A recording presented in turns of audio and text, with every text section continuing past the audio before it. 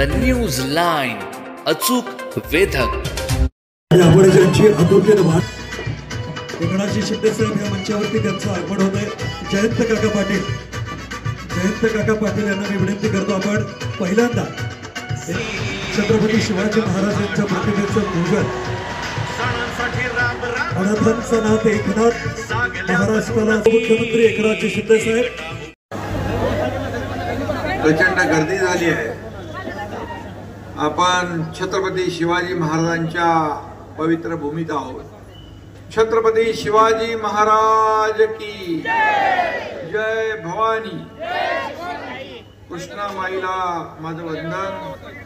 यशवंतराव चव्हाण यांचं मी स्मरण करतो आणि आजच्या या लोकशाही, बाळासाहेब लोकशाही ना, लोकशाही आघाडी आणि यशवंत विकास आघाडी याचे अधिकृत आपले उमेदवार नगराध्यक्ष पदाचे राजेंद्र सिंग आत्माराम यादव आणि त्यांच्या सोबत 31 लोकांची टीम आहे.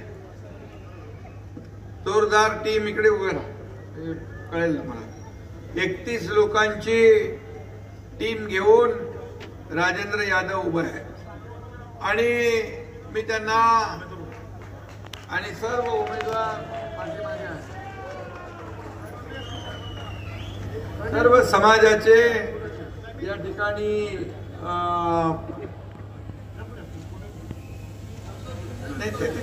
म्हणून मी आपल्याला विनंती करायला आलोय की या सर्व लोकशाही आघाडी आणि यशवंत विकास आघाडी या अधिकृत उमेदवारांना आपण निवडून द्या, अशा प्रकारची विनंती आपल्याला मी करतो. खरं म्हणजे कराड ही महाराष्ट्राच्या विकासाची यज्ञभूमी आहे. इथं संयुक्त महाराष्ट्राची मुहूर्तमेढ रोवली आणि महाराष्ट्राच्या विकासाची गुढी उभी राहिली.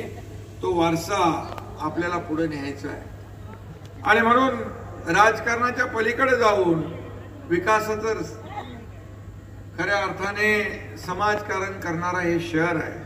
असा कराडचा लौकिक आहे. त्या लौकिकात आपल्याला भर घालायची आणि म्हणून त्यासाठी शिवसेनेने यशवंत विकास आणि लोकशाही आघाडीच्या सोबत एकत्रपणे निवडणूक लढवण्याचा निर्णय घेतला.